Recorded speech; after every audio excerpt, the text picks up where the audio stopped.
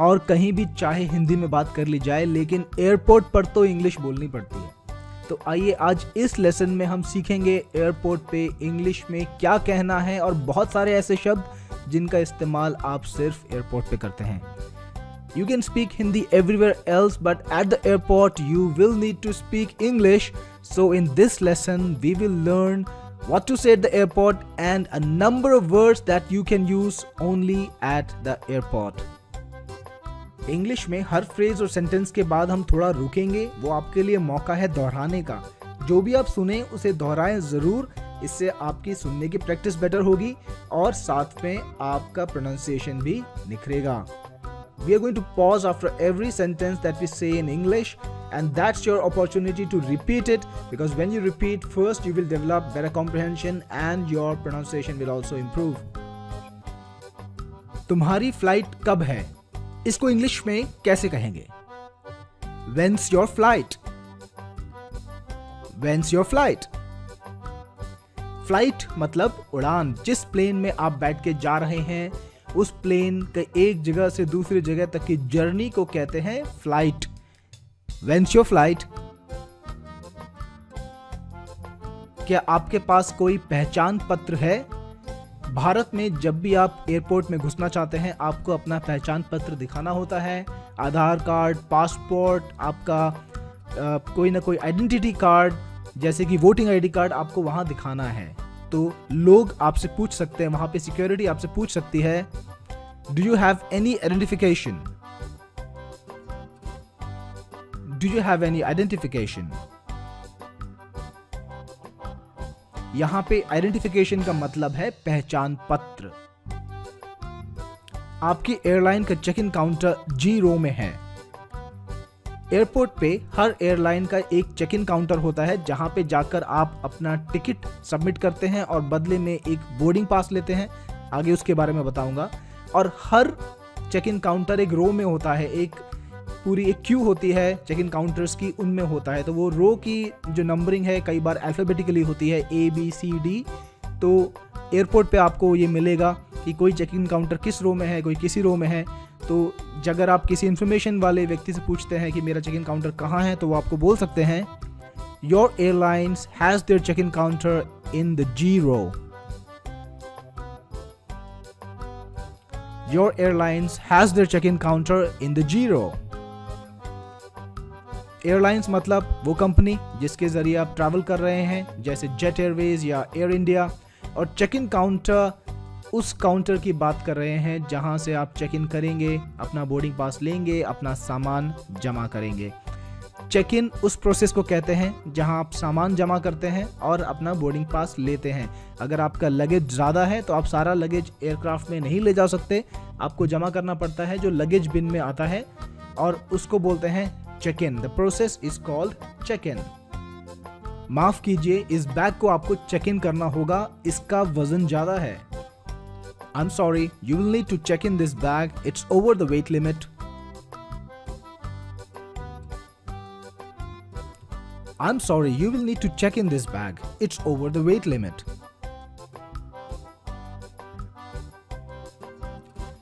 Check in मतलब अपने सामान को जमा करना।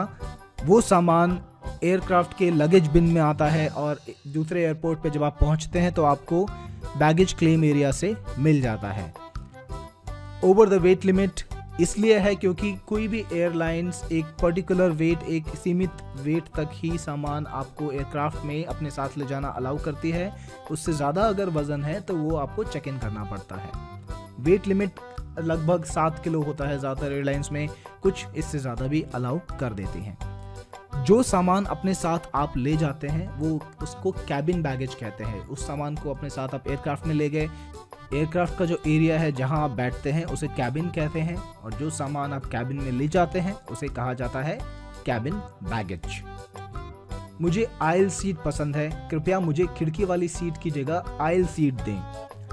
एयरक्राफ्ट में एक रो में कई बार 2 कई बार 3 सीट्स होती हैं। जो सीट खिड़की वाली सीट खिड़की के नज़दीक होती है उसको विंडो सीट कहते हैं, और जो सीट जो पैसेज है, जो रास्ता है उसके नज़दीक होती है उसको आयल सीट कहते हैं। तो इसको इंग्लिश में आप कैसे कहेंगे?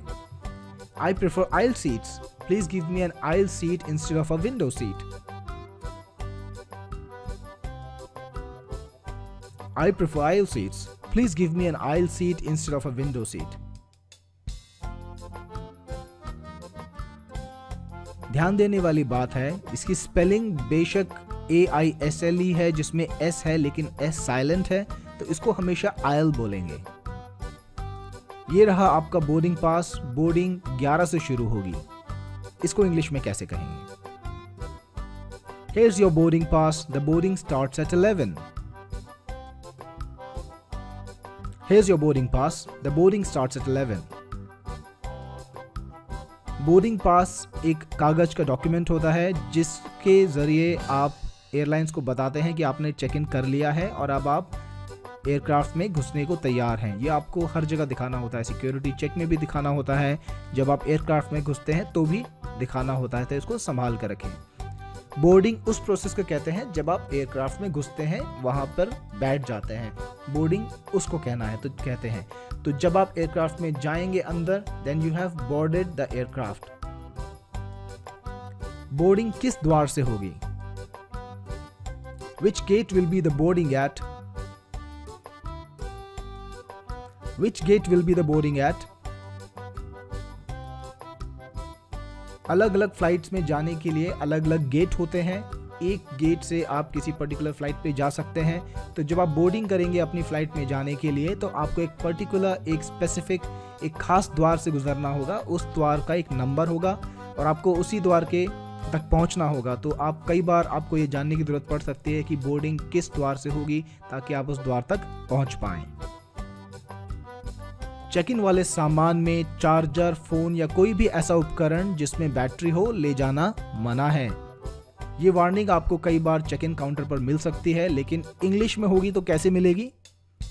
It's prohibited to put any charger, cell phone or any device that has a battery in check-in luggage.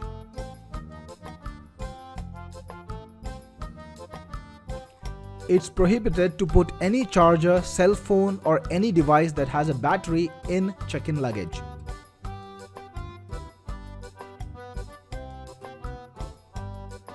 Prohibited मतलब मना है, वो काम आप नहीं कर सकते। अगर आप वो काम करेंगे तो कोई ना कोई परेशानी, कोई पेनल्टी हो सकती है। और चेक इन लगेज, जैसे मैंने बताया था, जो सामान आप एयरक्राफ्ट के चेक इन काउंटर पर सबमिट कर देते हैं, दे देते हैं, वो लगेज बिन में जाता है, उसको बोलते हैं चेक इन लगेज। जो सामान आप अपने साथ ले जाते हैं एयरक्राफ्ट के मेन एरिया में जहां आप बैठते हैं, उसको कहते हैं कैबिन बैगेज या कैबिन लगेज। कृपया सिक्योरिटी चेक के लिए चलें। Please proceed to the security check. Please proceed to the security check. Aircraft में घुसने से पहले आपकी अच्छी तरह जांच की जाती है कि आप कोई गलत सामान, कोई गलत सब्सटेंस नहीं ले जा रहे हैं। इसको बोलते हैं सिक्योरिटी चेक। आपके सामान की एक्सरे से जांच की जाएगी। आपको भी मेटल डिटेक्टर और मशीनों के जरिए जांचा जाएगा, जिसमें ये पूरा देखा जाएगा कि आप कोई हथियार या कोई गलत सामान एयरक्राफ्ट में ना ले जाएं। कृपया अपने लैपटॉप, फोन इत्यादि निकाल कर अलग ट्रे में रखें। Please take out your laptops, phones, etc. and put it in a separate tray.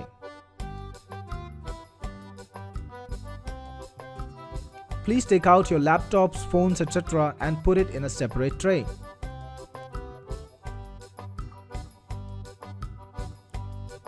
Security जांच के दौरान कोई भी आप इलेक्ट्रॉनिक जो वस्तु है वो अपने बैग में ना रखें, उसको एक अलग ट्रे में रखना पड़ता है।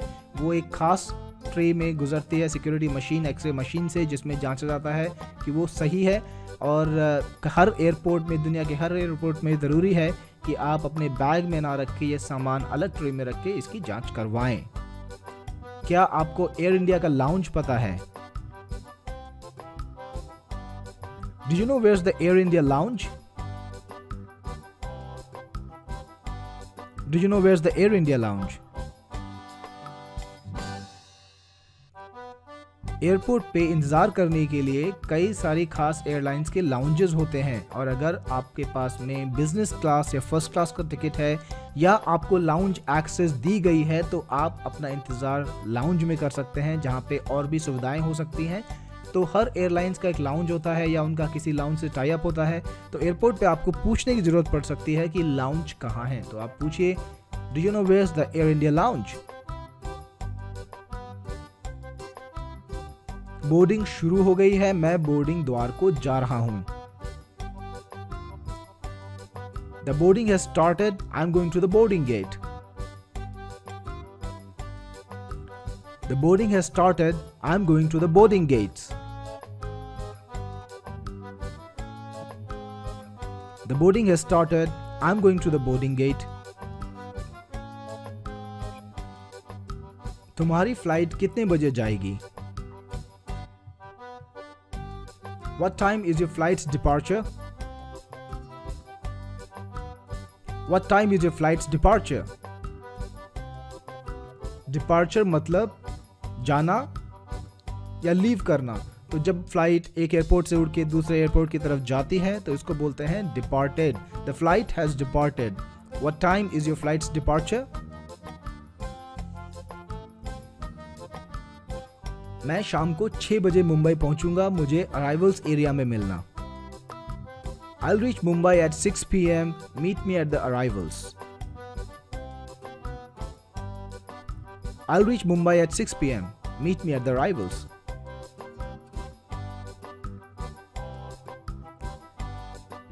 हर एयरपोर्ट पे जो फ्लाइट आती है उसके बाहर निकलने का जो एरिया होता है, जहाँ पे लोग बाहर निकल के आते हैं, उसको अराइवल्स कहते हैं। जो विजिटर, जो व्यक्ति किसी को पिकअप करने आया है, किसी को लेने आया है, वो अराइवल्स एरिया में इंतज़ार कर सकता है। तो आपको जब किसी को बोलना है कि आप मुझे एयरपोर्ट पे मिलें, तो आप उनसे कह सकते हैं, I'll reach Mumbai at 6 p.m. Meet me at the arrivals. Baggage claim कहाँ है? Where's the baggage claim area? Where's the baggage claim area? आपका जो सामान आपसे अलग लगेज एरिया में, लगेज बिन में लाया गया है, वो आपको एक अलग जगह मिलता है जिसको बोलते हैं बैगेज क्लेम एरिया। वहाँ पे बेल्ट्स लगी होती हैं जहाँ पे लगातार सामान आता जाता है। आप अपना लगेज उठा लें और एयरपोर्ट से बाहर चले जाएं। तो अगर आपको पूछना हो एयरपोर्ट पे उतर के कि बैगेज क्लेम एरिया कहाँ है, तो आप इंग्लिश में पूछिए, where is the baggage claim area. आपके बैग 5 नंबर बेल्ट पर होंगे। Your bags will be at belt number 5. Your bags will be at belt number 5.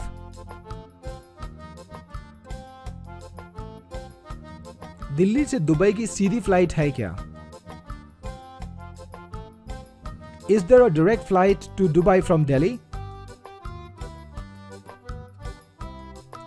Is there a direct flight to Dubai from Delhi? जो flight एक airport से आपके गंतव्य स्थान पर डायरेक्ट पहुंचे बिना किसी दूसरी जगह रुके, उसको बोलते हैं डायरेक्ट फ्लाइट। हाँ, दिल्ली से दुबई के बीच कोई लेओवर नहीं है, लेकिन अगर इंडोनेशिया जाएं तो होगा। Yes, no layovers from Delhi to Dubai, but if you go to Indonesia, there's a stopover. Yes, no layovers from Delhi to Dubai, but if you go to Indonesia, there's a stopover.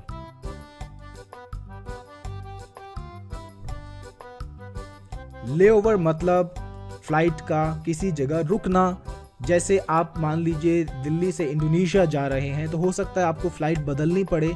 तो जब एक जो flight होगी, हो सकता है Singapore पे land कर जाए, वहाँ पे आपको रुकना होगा, उसको बोलते हैं लेओवर।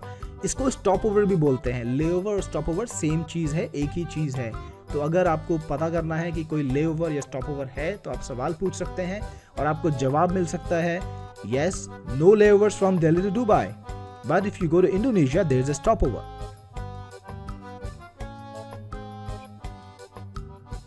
अंतर्देशीय उड़ानों में इमिग्रेशन जांच नहीं होती, सिर्फ अंतरराष्ट्रीय उड़ानों में होती है। There is no immigration check in domestic flights, It's only done in international flights.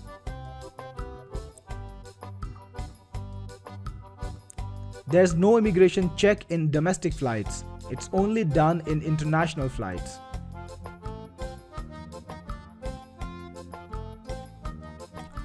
जब आप अपने देश से बाहर जाते हैं तो आपकी इमिग्रेशन जांच होती है, जिसमें आपका पासपोर्ट चेक किया जाता है, आपका वीज़ा चेक किया जाता है, उसके बाद ही आप बाहर जा सकते हैं।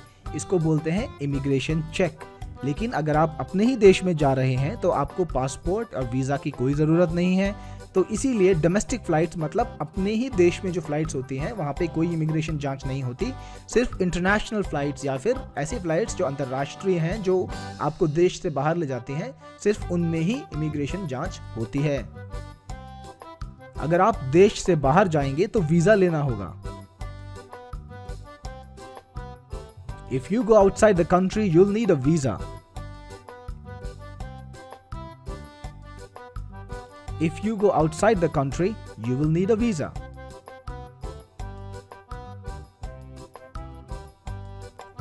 जब आप किसी देश में जाते हैं जो दूसरा देश है, उस देश से आपको परमिशन लेनी होती है कि आप उस देश में घुस सकते हैं।